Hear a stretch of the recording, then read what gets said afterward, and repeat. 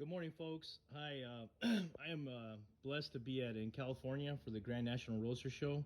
I'm here with Slicks Customs. I was given the invitation by him, and I'm honored to be come down here to do an interview with him. If you guys do know, or if you guys don't know, or if you guys do follow me, and if you guys are on my YouTube podcast channel, and if you guys follow me on Instagram, you guys know that I've been doing recently a lot of interviews with a lot of hot rods. But just like everything, you got to do a little bit of change and whatnot. And when I spoke to Slicks, or what's your name? People call me Slick. Slick. My name's Ephraim. Ephraim. Well, when I got the invitation from Ephraim when we came down here from Detroit and from Phoenix to California, obviously, this was I'm gonna take the advantage to come down here and the invitation to the shop. And first of all, thank you very much, man. Thank you very much again. I do got some a list of questions and from fellow Instagrammers, and I talked to a bunch of people, and I had reached out to them personally for a couple of questions. And this is totally live. It's not going to be edited, just like all my other interviews. And obviously, he has no idea what the hell I'm going to ask him, and that's kind of the cool thing. So, but first things first, how long have you been in business for? I've been in business 5 years. 5 years. I worked out of my garage 5 years, so I've been around 10 years. 10 years total. Wow. And how old are you? 34. 34. So you've been in the game for quite some time now. Yeah. My brother has a hot rod shop up the street. It's been around since '62, Loopy and Johnny's. I've been working there since I was a kid. I'm a painter and a fabricator. By trade? By trade. By yeah. trade. Okay, that's pretty cool. I mean, that's pretty talented. What made you get, what was your, I guess when growing up, anybody can do whatever you want. Either you can go work at, punch in a clock somewheres, or, go work for a factory, or, do retail. What made you get, into this? Growing up in Southern California, home of the hot rods, lowriders, and bombs. I grew up in East LA. Just growing up, seeing these cars going down Whittier Boulevard, I never knew that I would be a car builder doing what I love to do.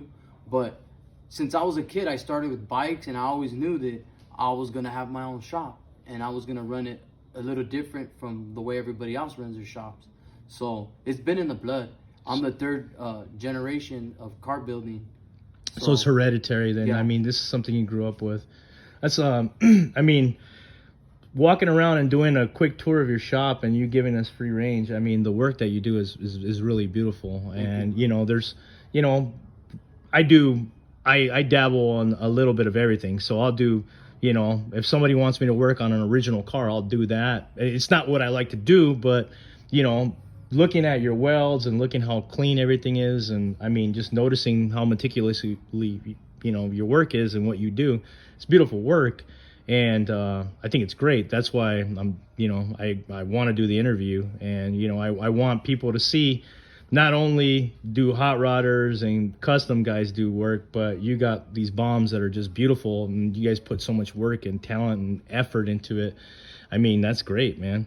For the regular Joe out there that's in Southern California, or maybe somebody in Arizona, or somebody in Nevada, or somebody in the East Coast that would want to get work done by Slick's Bomb Shop. Usually, what's the turnaround time for a restoration, and what does that so let's just say you want to do full air ride suspension, C-notch. You're going to do basically a full restoration on something like this. How long does it usually take you guys to do something like that? About a year and a half. We start off, we take the car apart, put the body away. We start with the frame. I always start with the frame. I build a frame, I build a motor, make a roller. After I get a roller done, I put it in storage, and then I start on the bodywork and paint. And the weather here is crazy right now. It's been cold, but actually it's painting season now. So most of our painting seasons in the spring.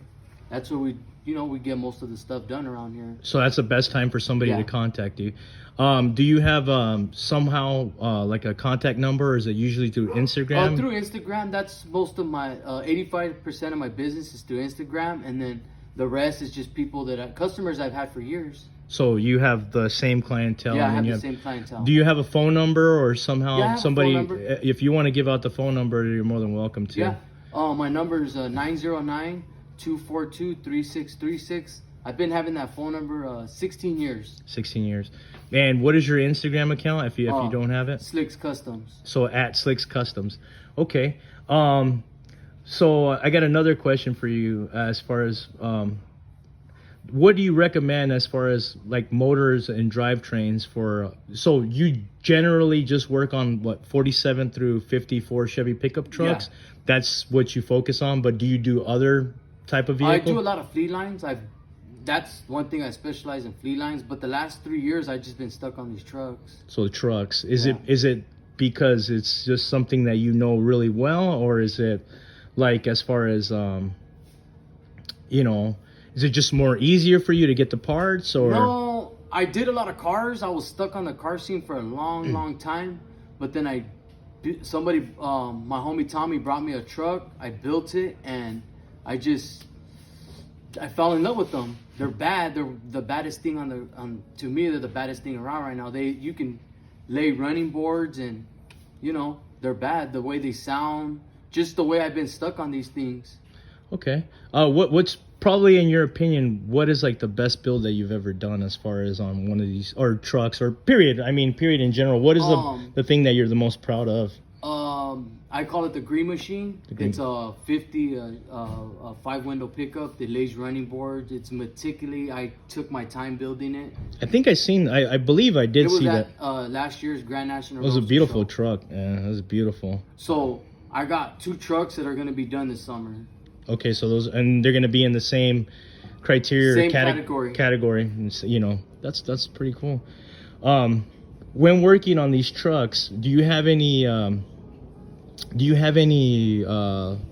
let's just say like input on the regular guy that's out there that can't afford Slicks Customs, and he reached out to you and he was like, man, I hit a wall on something, or I can't figure it out. I mean, have you ever hit those points like when working on these trucks, or I mean, is it pretty much like if I run into a problem, I have 2 guys I run to. It's Weasel, he's from La Puente, and John, he's from Upland. Those are my those are my mentors in the car game. Okay. That's good. They've been around 40 years. Wow.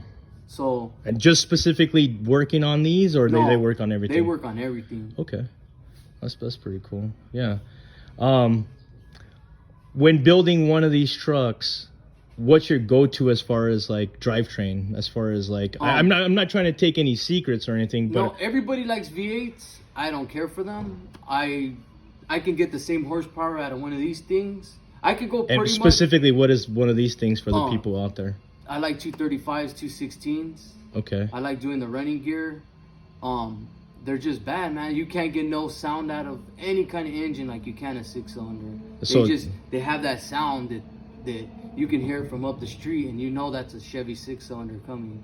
Now, me coming from Phoenix and these guys coming from Detroit, obviously there's the problems with the cooling issues or heating issues or anything like. Do you guys have any issues like that as far as this thing runs at 150?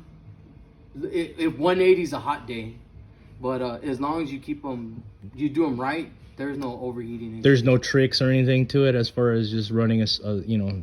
What about the 216 issues as far as like, because I've heard people say that 216s and whatnot, they got bad oil pressure, anything like that. I've never had a problem with them. You never had a problem with the 216? Now, can you put an updated, what do you use for a transmission as far as for 216? I use a T5 transmission and open drive rear end.